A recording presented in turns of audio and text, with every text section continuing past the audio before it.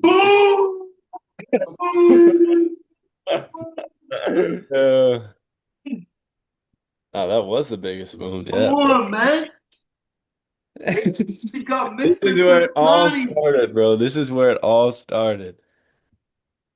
Us three right here in comments, bro.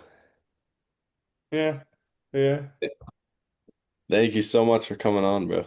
bro. Of course, of course. Yeah, no, this is a great opportunity to reconnect with two of my closest friends in college, Absolutely, bro. and yeah, why not? You know, why not? Why not pick your brains? I mean, we've always wanted to do this, and um, Finally, we got you here. yeah, yeah. Yeah, Amir, I'm if you want honest. an entry. It took a lot of money to get this young man. But I had to give him the bag, boy. I had to give him the bag. Henry Big H. I've been trying to get him on for about 4 weeks now. Bro, It took a lot of money to get my boy on. we're Hard a to get. non-profit this week. We're a non-profit this week just to get Krishna on, bro. I'm hard to get, and I'm hard to kill. So Ooh. yeah. All But right, Amir, yeah, go ahead, bro. Go ahead. So are we recording this, or how's Yeah, it go? he's Oh, recording. He's got to introduce. perfect. so ladies and gentlemen, Mr. Kakani, Krishna Kakani. I would say I'm gonna take it way back because this is a little emotional for me. Because Krishna, yeah, you've been really good to me, man. You know what I'm saying? And we met sophomore year through Abe, just sitting around in Commons. And Krishna was a guy that he always Snapchat me. Like he'd be like, "Yo, bro, like what? Like just trying to hang out, like just being a cool guy." He was like, "Yo, like what you doing? And you want to come out and do that?" And you know me, Big H. I'll be like, "Nah, like I'm just chilling in the crib. I'm not doing nothing. I'm not trying to come out." Blah blah blah blah blah. Bro, always hit me up, like just always show me love. And I was like, you know what?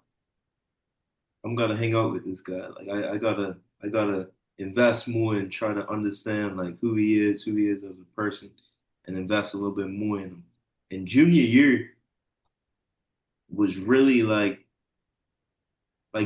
we were cool sophomore year, like talking and stuff like that, and just seeing him around and yo, what's up, my boy, blah blah blah.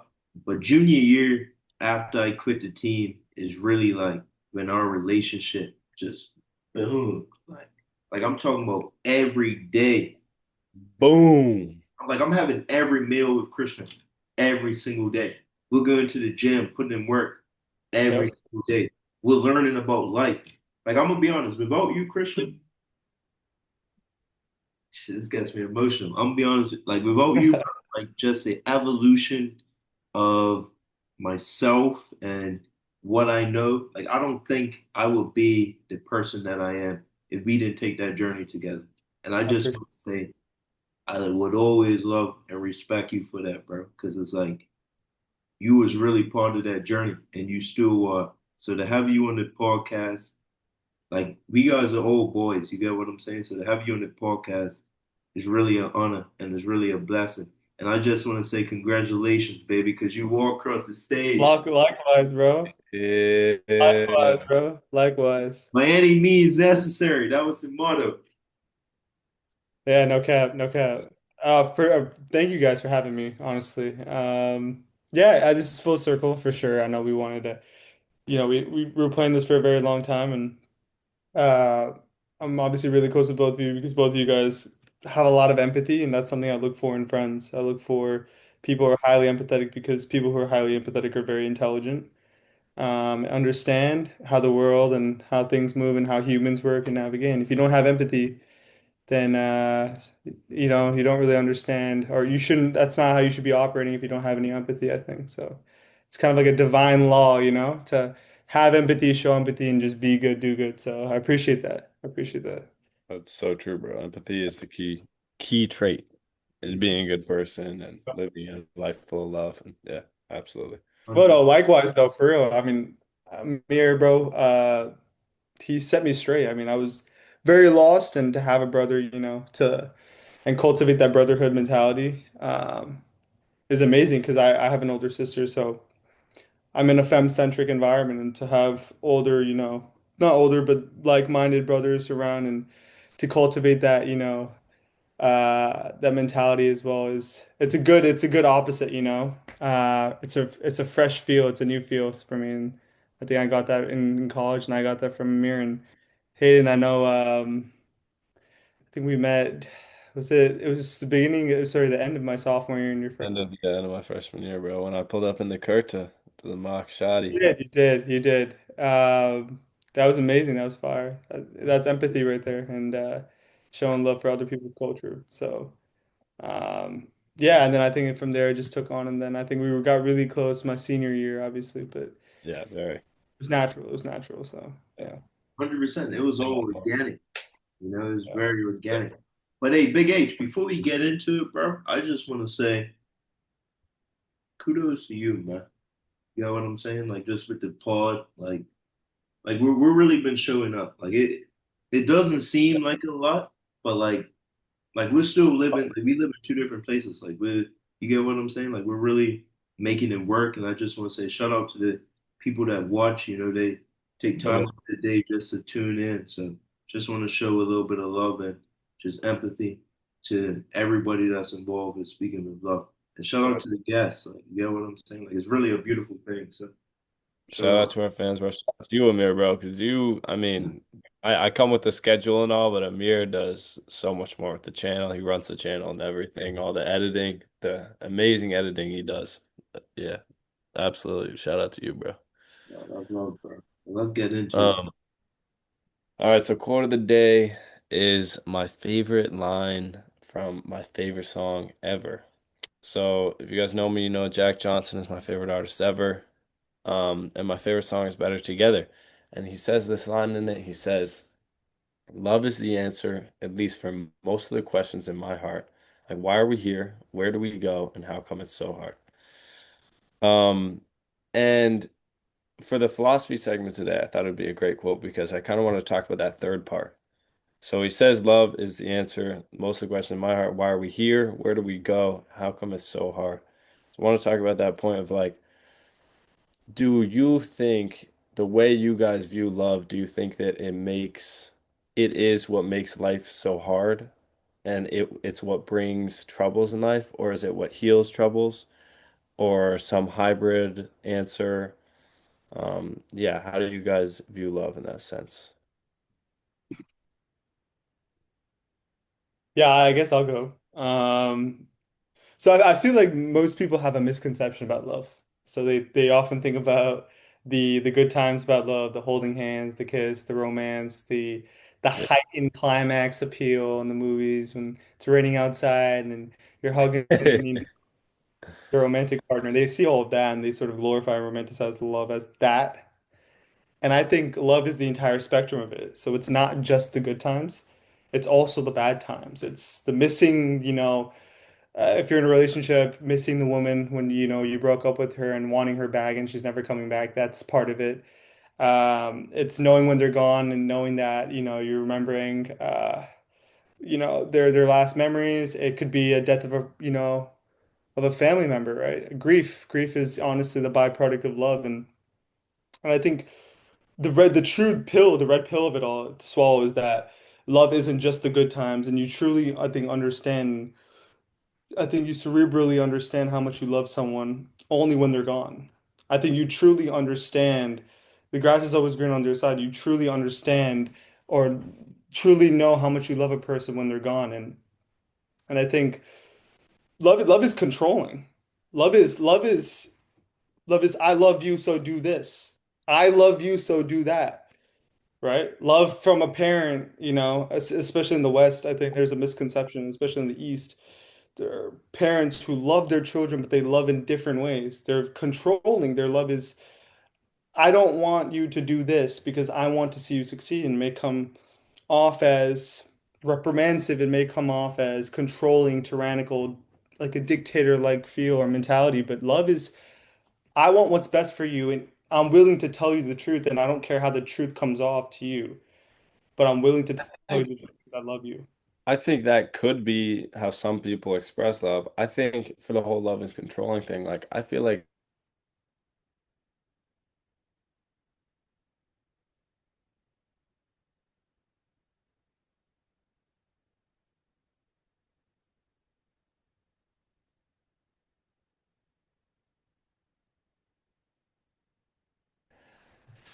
I don't know, controlling parents.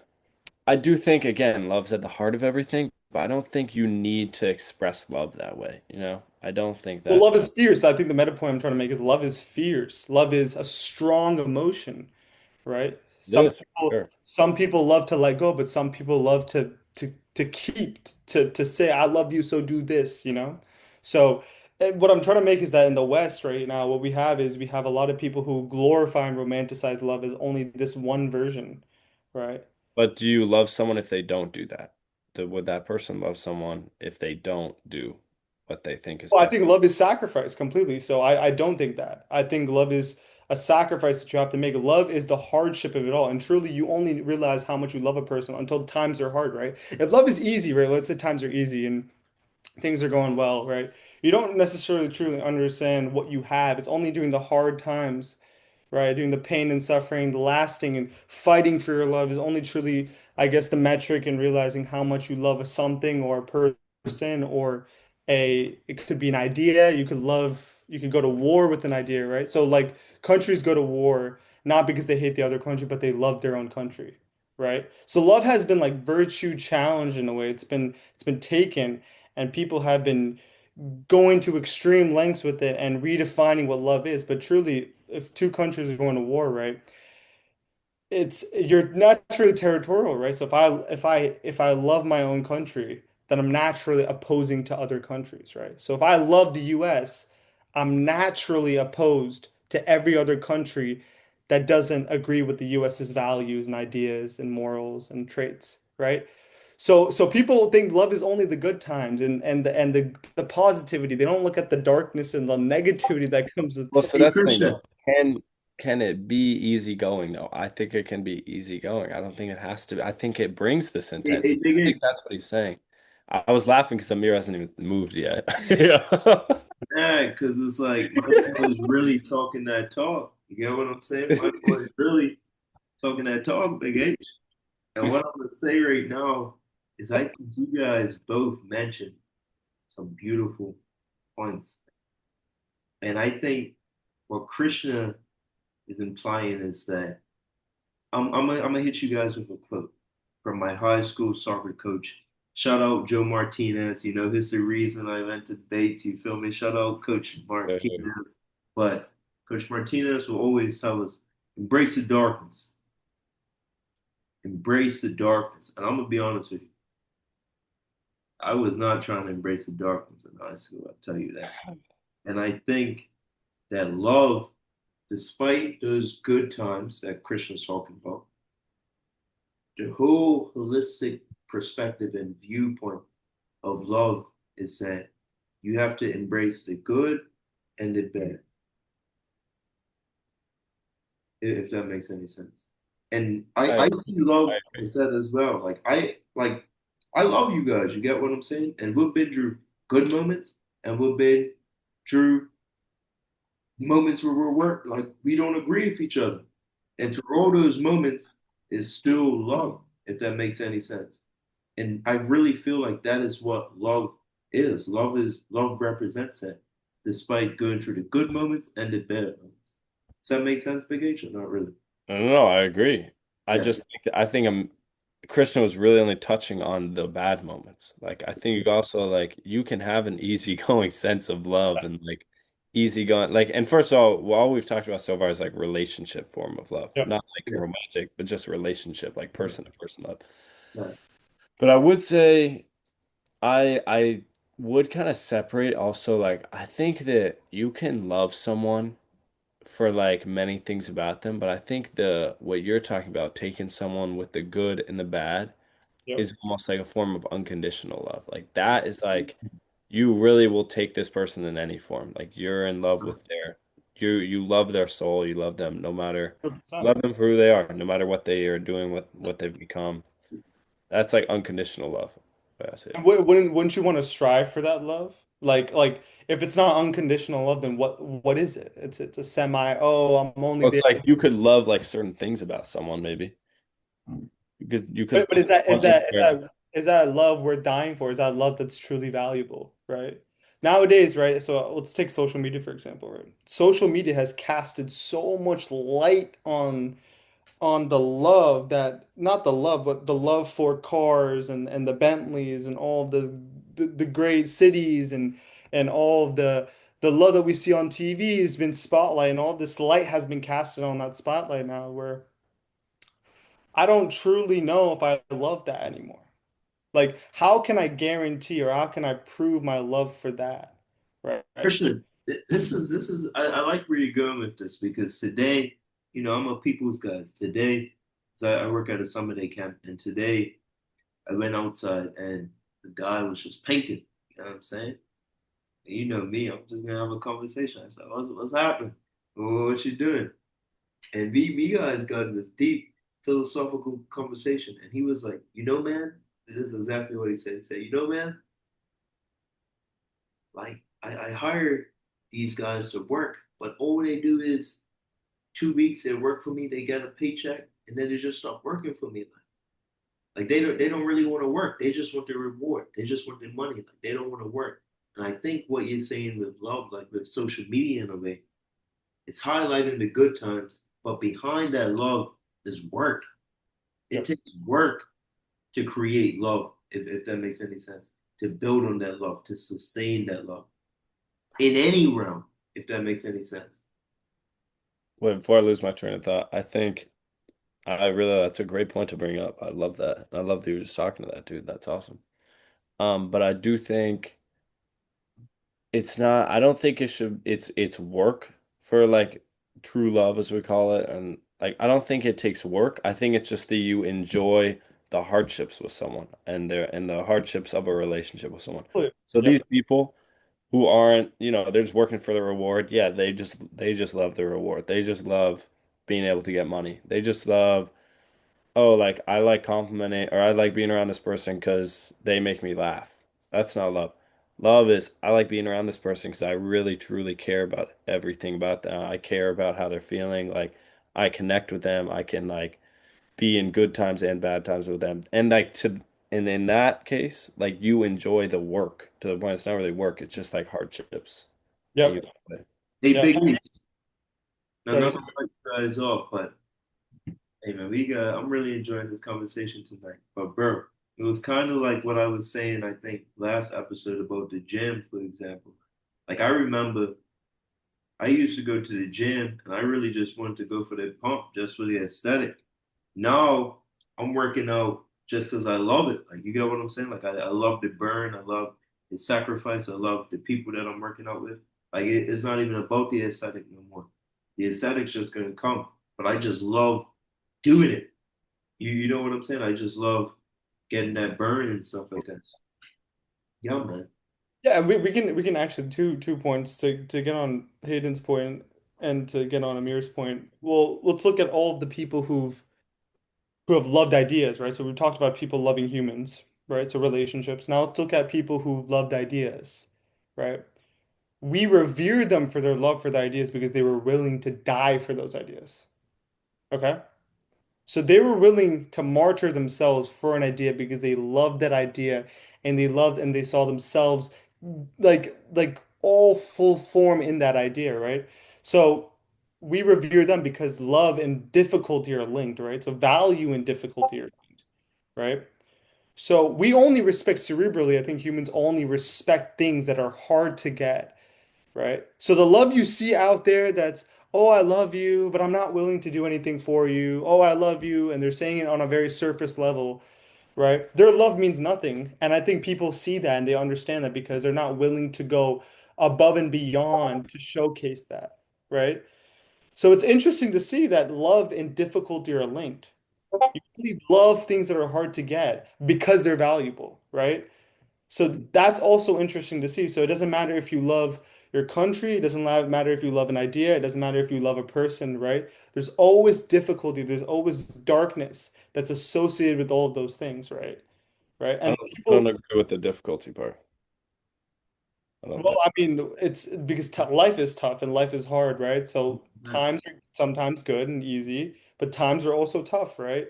And if you're with a person or with an idea or with a country for a long enough time, there's good times and bad times, right? And the people who stuck through not only the good times and the bad times are people who love the thing, the very thing the most, right? Hey, Yeah, Chris, but I agree with hey, that. I want you to elaborate on Yeah, why you don't agree with that. I agree with there's going to be good times and bad times thing you just said, but before you said it's like something about like you only love things difficult to get. Yep. Like I don't agree with that. I mean, my parents like have unconditional love for me. Like they and I was like I'm lucky enough and blessed enough to like be received to have received that from like a young age. But and I didn't do anything to earn it. I was like they just I was just born and like I no matter like we were just talking about unconditional love, like they'll love me no matter what. And I don't necessarily have to work for it, but they are like I have more love for them than and my family than basically anything in the world. You know what I mean? And like so I don't know. It's just it's not like difficult to like if it almost like when it's true love, it almost like isn't difficult, is what I'm saying. It doesn't feel difficult at all. It's natural, you know? Mhm. But I would also push back and say, like, I don't know. I would say, I don't know. I just think about, I don't know if this is too, like, specific, but I also say, like, think about, like, when you're in your mom's, like, stomach, like, the sleepless nights that your mom goes through, like, the diet, like, just making sure everything's okay and good and the baby is healthy. Like, I feel like it's a lot of preparation, whereas like your mom spending so much time with this little thing in her stomach, whereas like I don't want to use the word like it's kind of impossible to like love that thing with so much like you understand what I'm saying? I don't know. I've never had a child before, but I just feel like if I had something in my stomach and I've done all of the steps to protect this beautiful thing in my stomach and preparation and like I have so much love for it, you know? Oh, totally. I don't Totally. know. But yeah, the reason why you love your mother cerebrally is because she's willing to do whatever to keep you alive and to love and nurture you, right? Yeah. And and nobody else would do the same. So there you go. You could understand that the person who's gone through all that hardship to keep you alive is the very person that's loved you unconditionally, right? So it's an association between the two, right?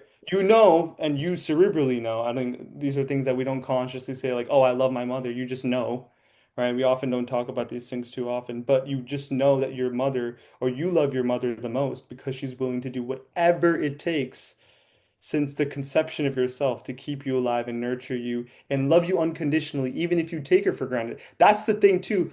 A love that you know that you're willing to take and you're willing to get used by and you're still willing to go through all of that to love the person, right? So like I take my mom for granted and that's something I need to work on, right? But she still loves me and she still cares for me and she's willing to take a bullet for me and she's willing to go through all of these things for me. That's how I know her love is valuable, you know. It's Shout out to the unconditional. mamas. Shout out to the moms Her out there. birthday. It was The her birthday. goats. Hey, Yep. hey, happy birthday. Thank Wait, you. whose birthday is it? It was her birth, my mom's birthday 3 days ago, so we Man, uh shout out Mama Kakani, man. Happy birthday, man. What the hell? You feel me? What the hell? Yeah. You feel me?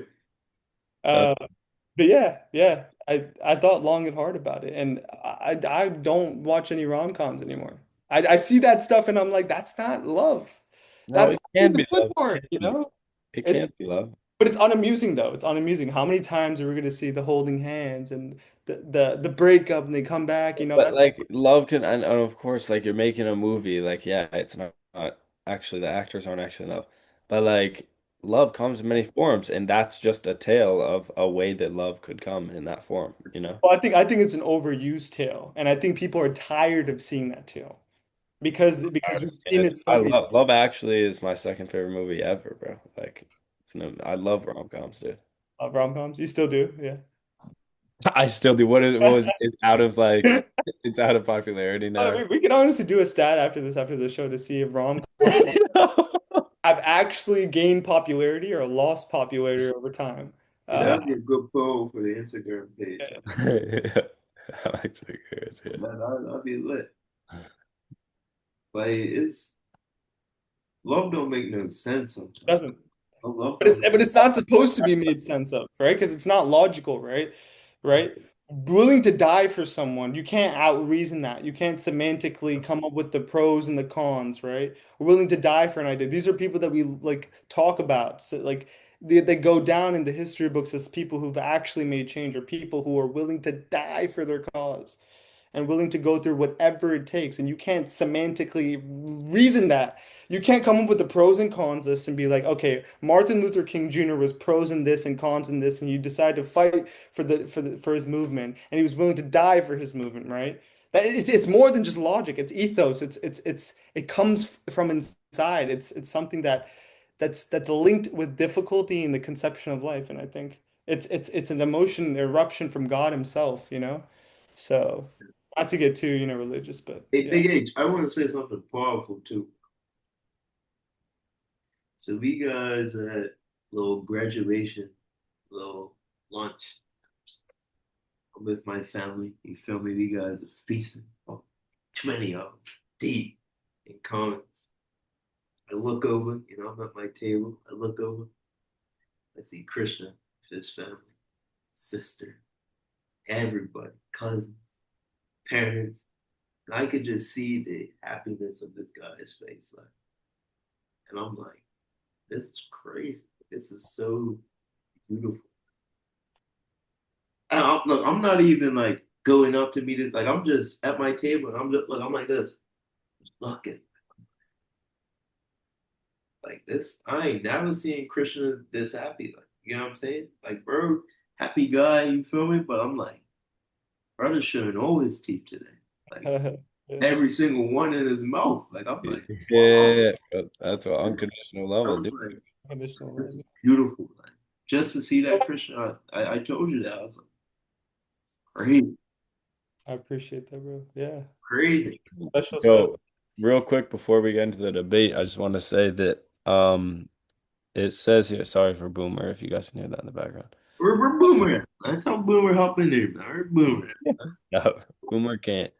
He's too old to come down the stairs now, bro.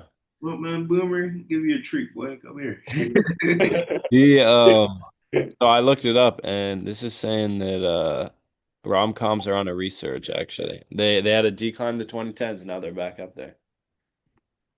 So, I mean this says though escapism is the number one reason people want to have a comforting and lighthearted experience and escape.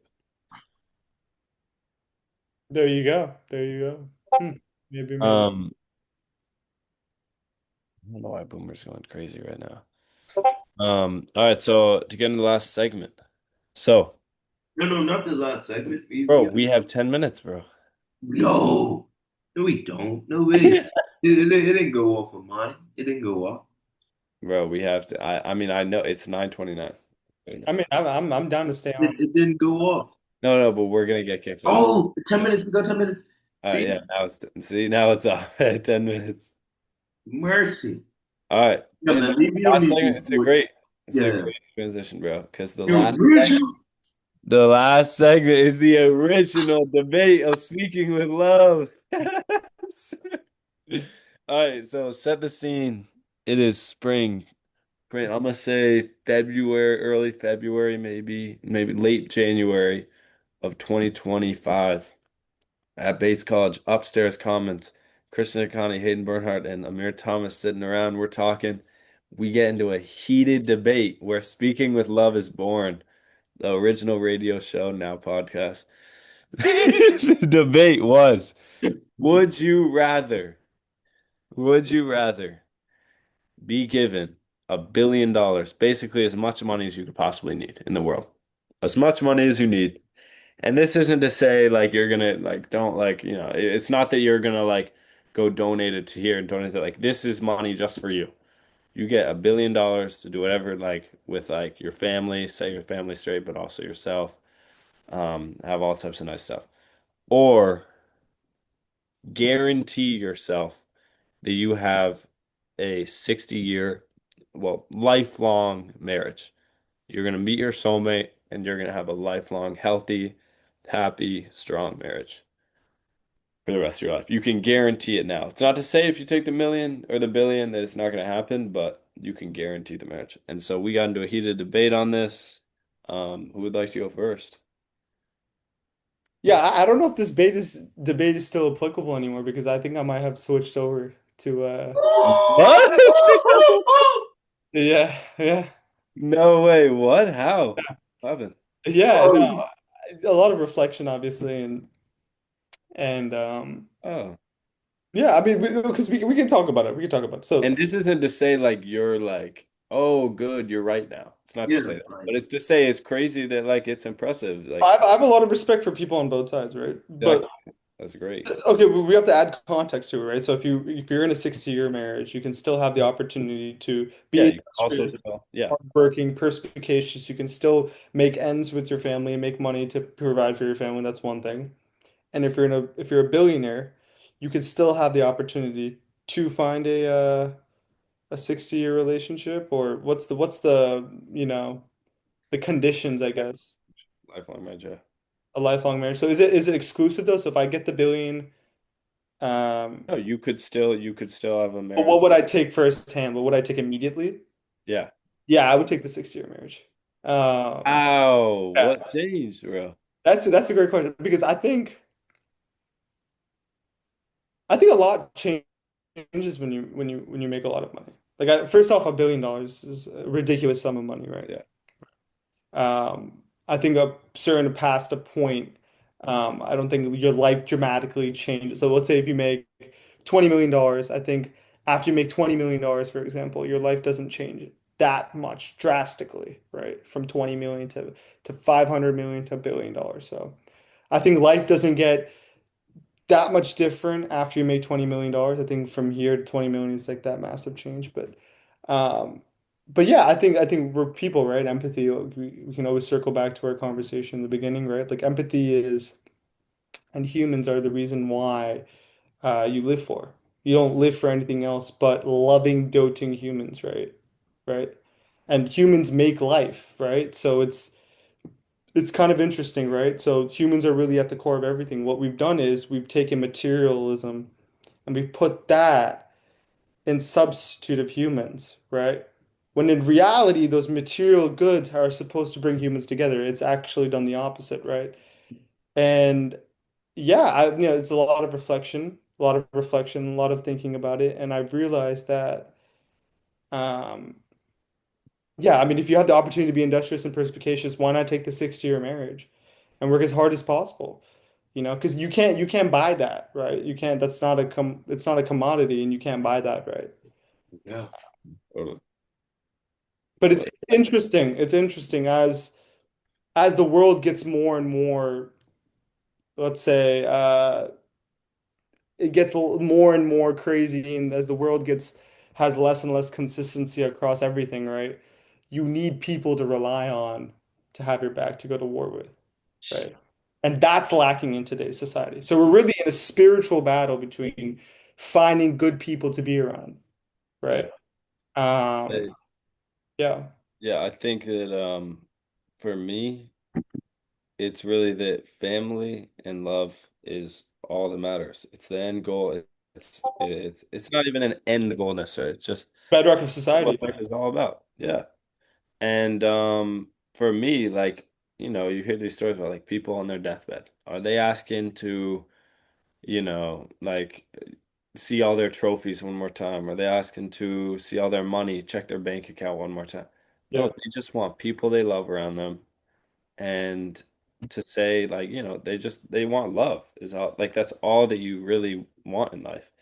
And I think the key to that is, if all I think about is like in the future for me, it's like all I really care the most about is family, a strong, healthy marriage, my wife and kids, and being a good dad, then being a good grandfather, hopefully great grandfather. Um, and yeah, that's all that matters to me. Like I don't want to die a rich man. I don't need a ton of money. You Um, so to me, it's for me, it's a no-brainer in the way that I just That's my main life, if you will, or like what I want out of life. That's beautiful. I think I can relate. I could definitely relate to all your points. Thing, I don't really chase this thing, but I think peace of mind very important as well. Just being comfortable with yourself and just every day just trying to show up. I think that's something that I truly value. Value peace of mind, love, and also family. You know? For me, the main thing is people. People make the world go around. You have to respect people, all walks. You may not agree with what people do or what, but you have to respect. You have to respect the people. You have to. And I think it's very important. I think, like Christian said, like, in today's times, we kind of gotten away from that. And I don't think, I don't know if it was intentional, but I think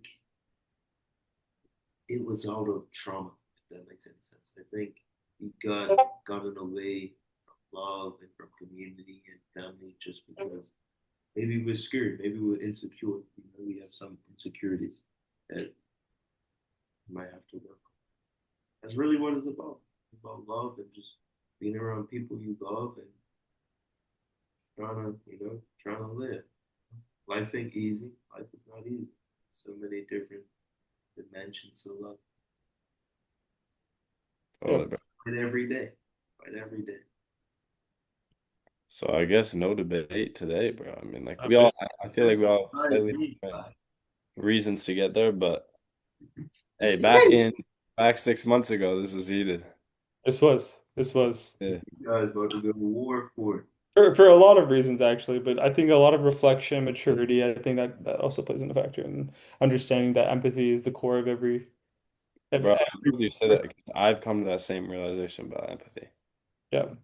Yeah. I think that's a true intelligence metric, right? People think that they're Totally agree. academically smart or they're Yes. emotionally smart, but I think the true metric to see if a person's actually smart or not, right, is are they like is empathy at the forefront of how they view the world? Like, is it the step forward or step back in how they micromanage every decision they make in their life, right? Oh, and real quick before we run out of time, yeah, I want to second that point. I feel like whenever people are like, "Oh, like they're very smart. They're not a great person, but like they're very intelligent." Like, Yeah. no, those things don't go together, bro. The being a kind person with empathy, well, that kindness comes from empathy. That's intelligent. That's being a smart person because that's what gets you the most enjoyable, happy life full of love. But anyway, Krishna, thank you so much for coming on, bro. It's an absolute pleasure, man. It's great to see your face too. Love you. Love, hey, love and respect, bro. So Yeah, all love and respect, bro. Love that's you, it. man. That's it. All right, boys. Hey, we got out in time this time. Not gonna cut us off, hopefully. But yeah. All right, appreciate you guys very much. Love you both. That's it.